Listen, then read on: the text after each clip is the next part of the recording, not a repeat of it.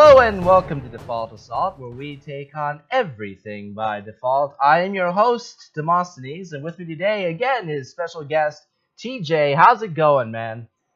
Always good to be in the place on hump day. Feeling good, man. Mike, what day is it? It's hump day. Feel good. Thanks, baby. Sweet. And of course, Kyle's here too. All right, class. Spoilers, bitches. Spoilers. So today, in honor of the upcoming Blade Runner 2049, check out my review on hilaritybydefault.com tomorrow. Tonight we'll be talking about Blade Runner, the original 1982 sci-fi potential masterpiece. We'll be talking about that later. Starring Harrison Ford and directed by Ridley Scott. Wow, that is... I've rarely talked about a more divisive picture than Blade Runner. Everybody I talk to always has a very, very distinct impression of this film, so I'm looking forward to discussing it today. But before we even start talking about the film, I have to mention there are like 7 different versions of this film. The original theatrical version with incredible voiceover. If you ever wanted to see Harrison Ford staring blankly at a newspaper while saying "Sushi," that's what my wife called me. Cold fish. Versus the director's cut and then eventual final cut and a few different versions in between. Tonight we'll be specifically talking about Ridley Scott's preferred version, which is the final cut, which was released a number of years ago. Yeah, what a film. TJ, what was your first impression of Blade Runner? When did you first see it? When I first saw it, I was probably 8 years old. This is definitely taking it back, and when you're a pup, you're really not too caught into how well it's done. You're not really even caring too much about the premise. You're worried about the action. And as far as a 8-year-old kid growing up in the bottom, I can say it kept my attention. So knowing that we were going to do this, knowing that the movie was going to be coming out and they were bringing it back, I immediately said when I first saw that first teaser, I said, okay, I'm going to have to go back and watch it again because my palate's different. My palate for movies changed now since, I was 25. So I look at movies now and I see them differently. So I'll wait to say whether I believe it's required reading, but I can say that I have an appreciation for it now. I didn't get around to it till I certainly wasn't 8. I was, you mentioned 25. I was close to that age, DJ, but I was even younger then too. I was in college at UCF in a class with Peter Tellup, Peter Tellup, who was actually a writer involved with penning books that were sci-fi films. Wing Commander was one that came to mind. Don't worry, he thought the movie was bad too and that the books were better. And he was also involved in writing a surrounding animated series that was out for a while for Prince Valiant. So he had done some legitimate work, and this was one of the things in his class that we examined was Blade Runner as a movie. So yeah. That was my exposure to it was literally more academic. I can say that for myself. I saw Blade Runner fairly early on. I wasn't as young as 8, but I was about 12 or 13. I was a big fan of Harrison Ford by that point. In Indiana Jones or Star Wars as Han Solo, I'm looking at this film called Blade Runner, which sounded cool to me. Although it didn't really make sense in my head because I was taking the title very literally. But it's a sci-fi supposed classic by a big director starring my man. And my first impression of this film, I despised it. I hated it. I thought it looked bad. I thought everything about this film was terrible. And it was only about, I think it was a few days later that I found out one of the reasons I hated it so much. My parents had just bought a new TV, and the color scheme on the TV was all off. And this was the first movie I watched on that TV. So all these extraordinary landscapes and visual effects, which were also done by Douglas Trumbull, who did the effects for Close Encounters of the Third Kind. If you, there's some connection there between the two films, and I saw it again, and I'm like, whoa, this looks pretty damn awesome. But the story itself, I had some issues with it, but I can say that, kind of to TJ's point, my appreciation for the film did grow with every consecutive viewing that I have had. To the point right now where I actually consider it a very good film. Visually, I think it's masterful. Storytelling wise, well, there's room for debate there. The visuals, in my opinion, I mean, we're taking into consideration, the time that it came out. For the time, 1982, I thought that they did a great job. The colors, just the whole concept of what they thought 2019 was going to look like. I love that as a kid to see, flying cars and thinking that, this was so far away, and then to look at where we are, we're nowhere near what the things that we saw in that film as far as the technology. I mean, obviously we're light years ahead in some points, but we won't have flying cars. It's not going to happen, folks. The Jetsons isn't going to happen. I could just imagine them having, getting in car accidents and then just falling on your head. I mean, that's just seriously, that's what I'm saying. If we can't drive on land, then we're never going to fly. Not as individuals, no. So imagine Floridian drivers in the sky. Thing, and bro, you know what the real problem is? If you're trying to have people with flying cars in Florida, it ain't the collisions that'll happen in midair, although those are inevitable. What about those poor bastards with houses on the ground that have cars falling through the roof on a regular basis? What happened? What happened? Kyle, when now that you're still safe in Florida from falling cars, what did you think? For right now. Yeah, for the moment. What did you think of the visuals? It's funny. As I watch it, there were I started to try to keep count in my head until I eventually lost count. Some of the, like, when it pans back and gives you the big view of what's going on, you see visions of other films, and not just films, frankly, but video games, and it actually even complements some of the musical choices, some of the synthesization. Synthesize as a verb. I didn't know what you were trying to say. Hurt myself, but that whole institution of a synthesizer into the show was something like, honestly, it's something out of Fifth Element. You see elements there. And really, when I started to see some of those visuals, for you video game nerds out there, I was taken immediately inside the Citadel in the original Mass Effect. The lot of that presence could be felt. And for my money, those visuals were some of the most aesthetically pleasing parts of the movie. By far. I mean, this film, the influence that it has had as far as world building and visualization is far-reaching. It really redefined a lot of visions of the future as far as science fiction goes. I mean, look at the original Ghost in the Shell anime. Actually, look at a lot of anime was directly inspired by Blade Runner. Matrix had some Blade Runner in it. Battlestar Galactica, which also starred Edward James Olmos, was heavily inspired by Blade Runner. The one thing that people cannot argue in terms of quality when it comes to this film is the visuals. As far as visuals are concerned, visuals alone, it's a masterpiece. It's incredible to watch, and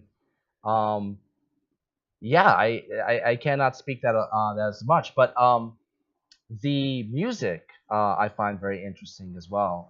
I'm glad that you brought that up. It was done by Vangelis, who also did Chariots of Fire. If you're familiar with that, he won the Oscar for that. He performed the entire score live in his little mini studio. He was watching the film and reacting to what he was watching. So there's kind of an emotional presence to his music in this film. Let's get to the story of Blade Runner, a film noir and science fiction. Kyle, what did you think of the story, the heart and soul of the film? You know, it's a concept that I feel like has been done before, very Asimov like, for lack of a better way to really describe it. I mean, the whole situation where you zero in, you got the robots, and oh, it's another AI story, and Durkadur, and now this is the future's answer to AI, is to have cops specially trained to sniff them out and take care of them. Okay.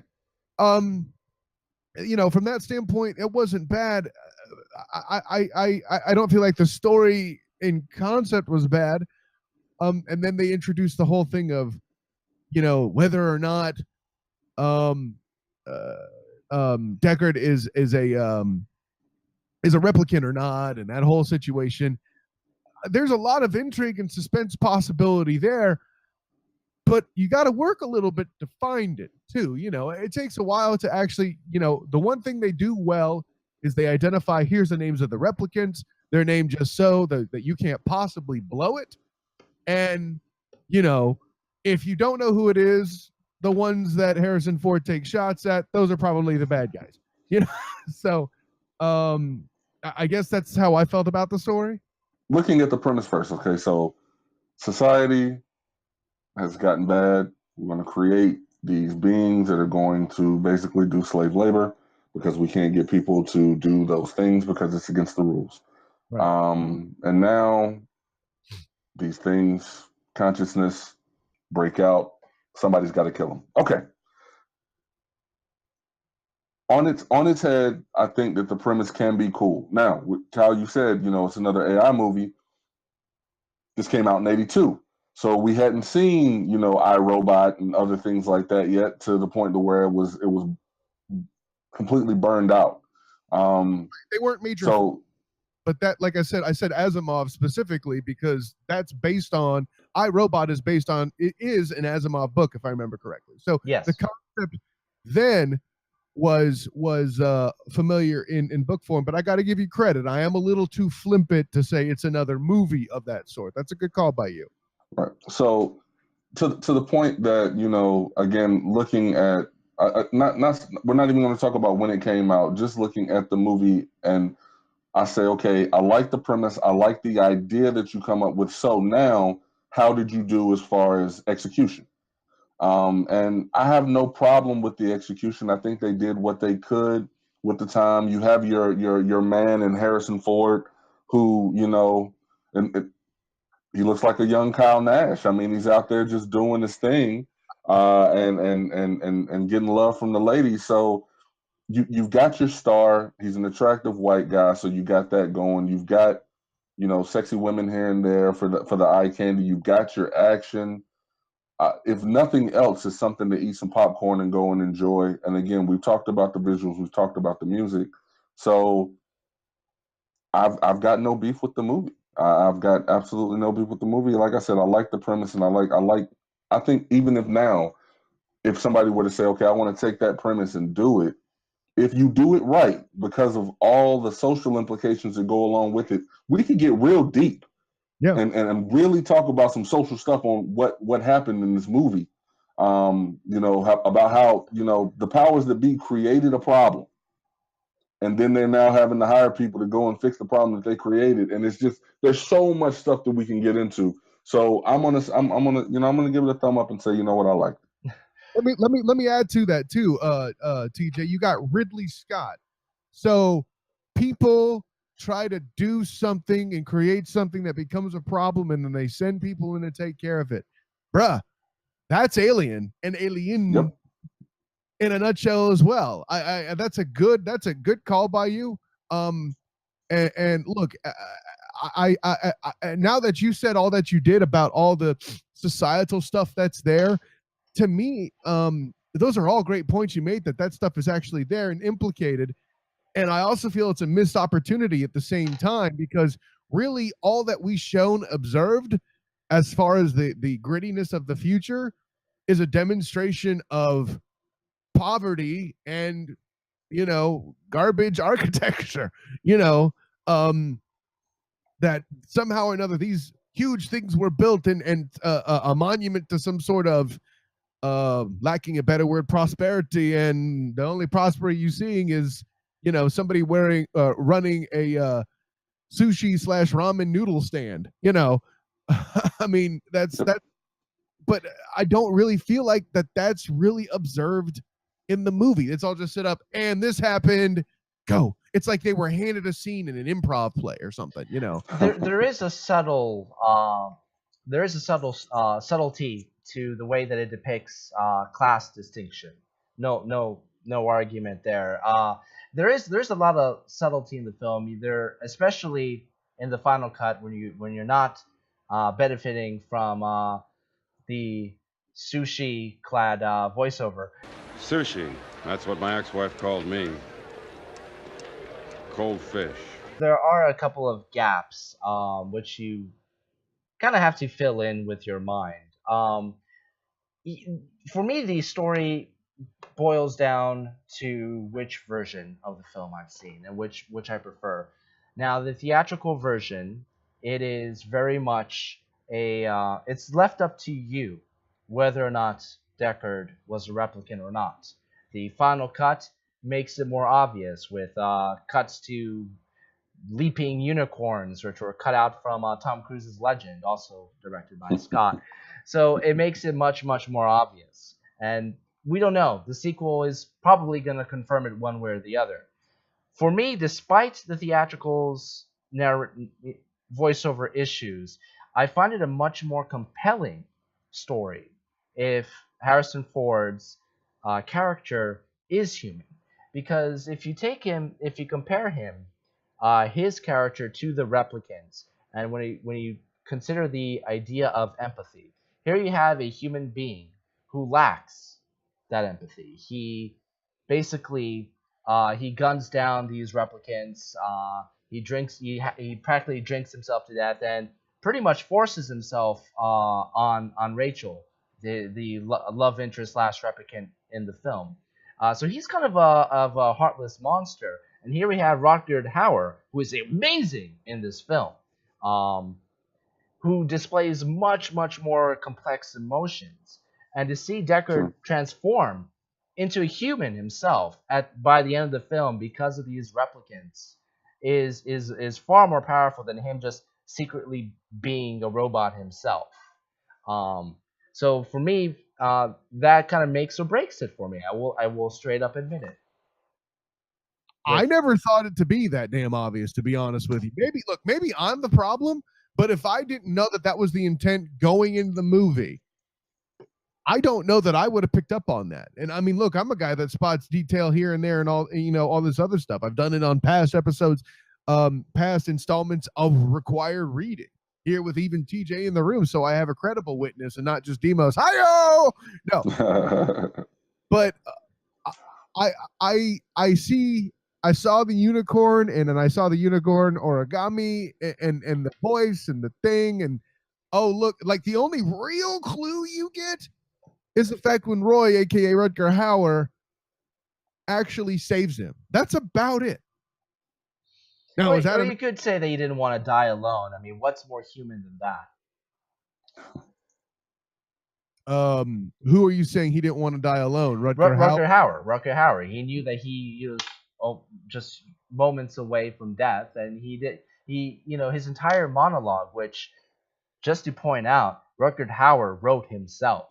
The entire Tears in the Rain speech, that was from him. That was not from the script. Did not know that. Yeah, which is incredible. That entire speech, was humanity in a nutshell. That he would cease to exist. That he wouldn't have anybody else to pass it along. And here's this guy who's kind of a monster in himself, just killed his girlfriend and everything, and he decides to save him from his own doom so he can pass on something. I mean, that scene alone is what elevates the story from something a little bit more simplistic to something much more grand. Listening to you lay it down, and I want to go ahead and say, I can listen to you talk about movies for hours. Like, I just want to put that out there, man, because Yeah, the way you lay it down so eloquently, man, I'm mesmerized right now, Demos. Just mesmerized. I appreciate that very much. Make sure to like and subscribe for more of my rants. Already did, bro. I get emails every time. Oh boy. I'm the looks and he's the voice, like, because being compared to handsome or young handsome Harrison Ford, I'm distracted by that. But let's move on. Well, what were before we move on, I'm kind of curious. What were the major issues that you had with the film? You know, I find it ironic that the person who did the music for Chariots of Fire also did the music for this, because the iconic music from Chariots of Fire, we all know it. Dun, dun, dun, dun, dun, dun, right? It's all happening while that movie's going in slow motion, and most of the time, that's what I feel like's going on with Blade Runner. Seriously, like there are times I'm looking at the screen going, do something, you know, and I'm not an impatient, I'm not an impatient guy, you know, but I had to look when I watched it in college, like I'm talking about. I had a doorman shift the night before. I was up till 2 a.m. and then they made the movie go dark. And then it's the part where he's in there, you know, enhancing the video, or one of these things, that part where, you know, Rachel, played by Sean Young, hunts him down, which, by the way, you mentioned beautiful women to look at. Look, you can find beautiful women anywhere on the internet nowadays. That's Big TJ. That's Daryl Hannah and Sean Young, son. Yes. That's beautiful women. Oh, you want me to blow your mind right now? You've both seen Who Framed Roger Rabbit, right? My friend, correct. Got to be careful using the word blow when I'm talking about those women. But go ahead. Or it could be intentional. But anyway, no. So you've both seen Who Framed Roger Rabbit. Bob Hoskins' love interest in that movie, Dolores, she was the topless replicant dancer. Are you serious? Yeah, Joanna Cassidy. Wow. And I succeeded in. No, you just gave me something else to. I got to go back and look at that again after everybody's asleep.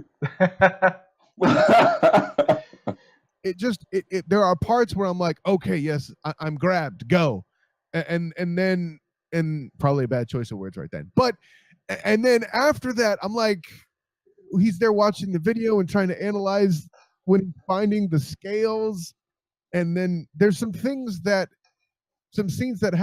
should have some more weight that I feel like don't. There's a line between subtlety and impotency, and I think that line gets crossed in a bad way many a time. Which, and look, oh, by the way, I know you're going for the whole future aesthetic, and these are robots that don't exactly understand fashion, and fashion in the future is supposed to be kind of nutty and all that other stuff.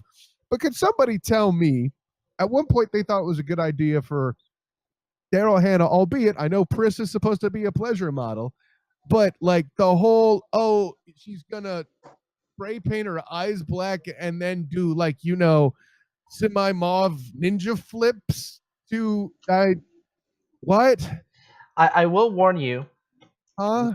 Be careful when you pause the movie while she's doing those flips, because if you accidentally pause it at the wrong screen, like I did, you will notice that the stunt woman for that scene was not a stunt woman. Oh God. Yeah. Moving on. Wow. So I wasn't okay. Well, now that just, I mean, as if that whole situation could have been worse for me. Thank you, Demos. Anything I can do. I'm here to support, man. But you know, there's a lot of stuff that should really blow your mind, and instead is left. Instead of blowing your mind, it's like the idea is, it's like your mind is that girl in the upper story of the bedroom, and the movie's just trying to throw pebbles at the window to get your attention, you know? I like my dude Kyle. Me and Kyle, we go back all the way to third grade. But I don't know. Maybe again, I said earlier my pilot is different, and I mean it's like the Hangover model. You know, you got to keep going. You know, keep just trying to put something constantly out there, regardless of whether it's good or not. You just got to have to. You're doing something just to say you did something. And I think now a lot of people they expect that from all movies. It's got to be constant. when I watch this movie, I appreciate those dull moments because I take into consideration there are times where I'm sitting here at my house and absolutely nothing is going on. So it's not going to be action 100% of the time.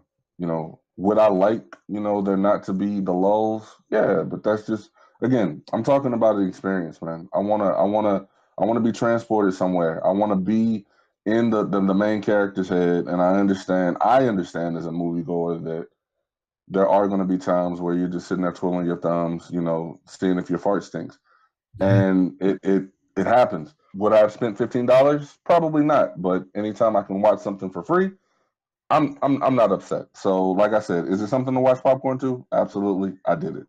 Delicious. As far as the pacing is concerned, I can understand why some people have an issue with the pacing. I don't personally mind slow-paced films. Yes, there are some films that just take it to the extreme. With this film, there were a couple moments where I felt like it dragged a little bit. The enhance Thank you. scene definitely went on a little bit. Honestly, except for one or two scenes, it didn't really bother me. I like having a film breathe. I like getting a moment to see the details and become enveloped in its world. I think that Blade Runner does that decently well. One of my biggest issues with the film, funny enough, is actually with Sean Young, despite how beautiful she is. Um, I cannot buy her as being the most human of the replicants like she's set up, to the point where Harrison Ford has to ask her over 100 questions instead of the standard 30 to figure out that she's a replicant. She was the most robotic out of all of them. I see everything what everybody's saying about subtlety and how we like making things brief. Look, y'all cats done forgot what I said about The Godfather and the fact the way that needed to be slow the way it was. Y'all cats done forgot what I said about kitchen counters. I mean, close encounters of the third kind. The, the the subtlety there is fine. I think where you run into an issue is when you take the pace, you take the visuals that are very dark and subtle in the first place, and then add the music in. You have a trifecta that creates a, for lack of a better word, physically soporific environment. There's a difference between subtlety and missed opportunity, and frankly, there's so much there to have that problem. Someone failed somewhere, period.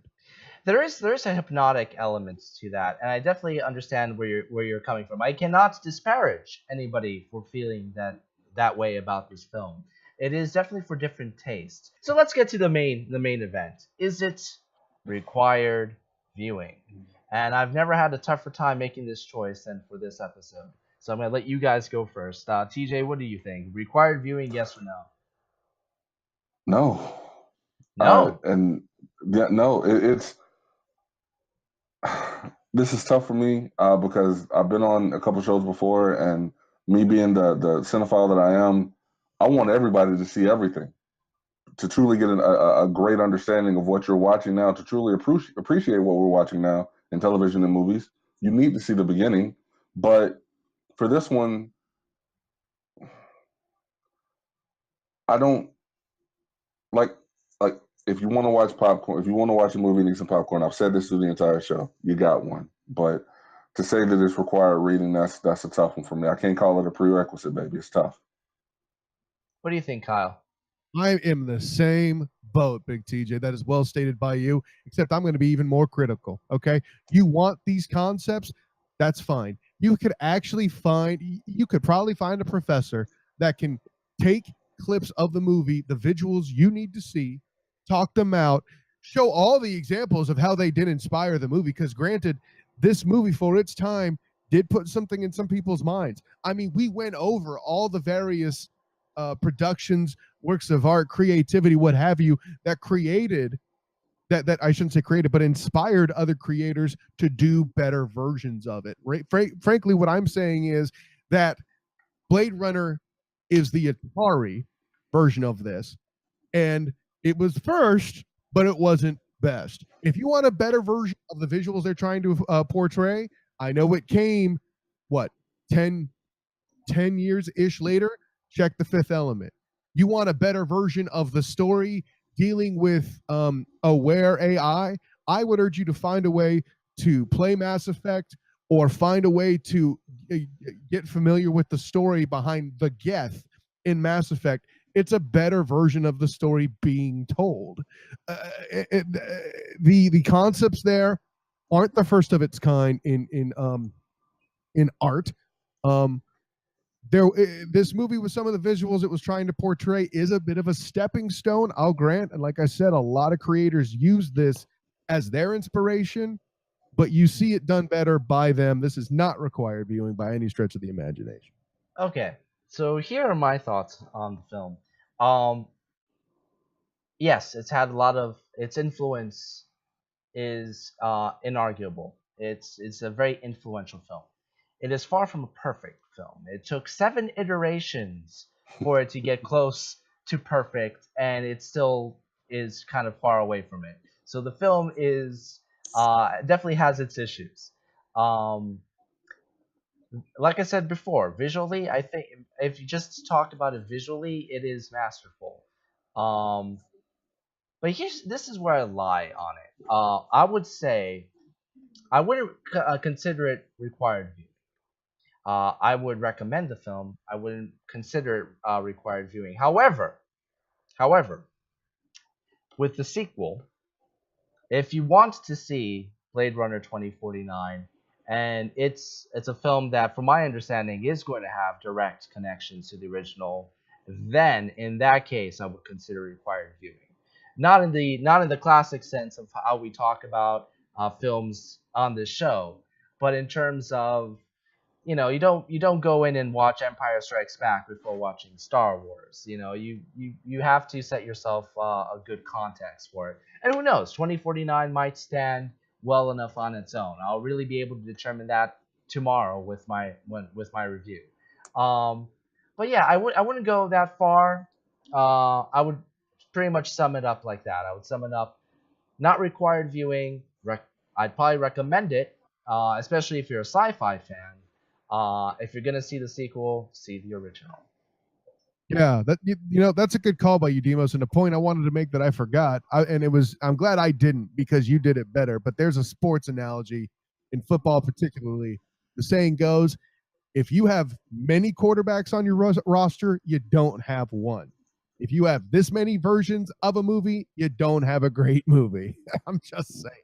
So that pretty much does it for today's episode of Default Assault. TJ, thank you once again for joining us. I'm looking forward to having you come back so we can discuss Gone with the Wind. Is it required viewing or not? That's gonna be an episode. Bum, bum, bum. So TJ, where could our good audience find you? No, absolutely. If you want to follow me on Twitter or Snapchat, if you're feeling, extra special, it's at Tokeo J. That's TOKEOJ. Getting ready to do Talking Shears with Robin Vanderberg in about 15 minutes. So, yeah, listen in. Go to Bearded Wisdom on Facebook. Like the page. We have a lot of fun on there, man. I just like to have fun, man. That's what life is about. You really do have a lot of fun on that page. And Kyle, where can we find you? First off, Tokeo Jamison, let me tell you what, I don't need to go to the Orient. I always have fun with Tokyo. It's that simple. And hey, when you're on the show tonight, make sure you give a shout to the Queen of Extreme on my behalf as well. What can I say? Moreover, hey, great episode, man. Looking forward to the Gone with the Wind piece. Of course, I am Kyle Nash. You'll find me on Twitter at the SOTG. And of course, I'm on Facebook as the student of the game, covering a team now in the top 25, the UCF Knights. Doing that in the press box. They're away this week, but I have been pumping out a little bit of material right here from the week's press conference leading into the game in Cincinnati. Also, had a podcast with Drew Glukov about UCF.